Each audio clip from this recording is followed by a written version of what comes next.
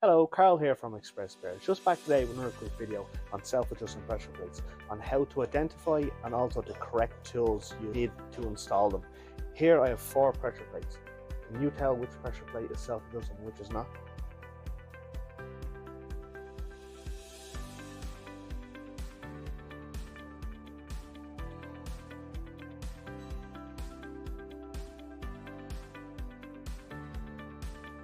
The answer is, this is not self-adjusting, this is, and this is.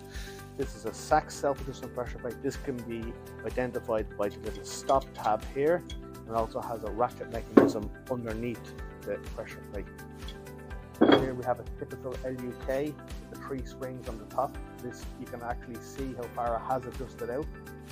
Here we have a Valeo. This uses the worm technology, which has a little screw in here that turns as the clutch is in use, and this is just a standard bolt-on.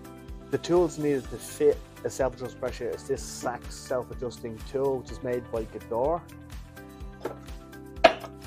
This includes what you need to mount the pressure plate onto the flywheel, but you also have your clutch alignment tool, and you also get this device for resetting the LUK pressure plates, which is very handy. This set is normally €550 plus the VAT, but today we're offering €50 off if you reference this video. This is in stock for nationwide delivery, so if you're fitting self-adjusting pressure plates, give us a call.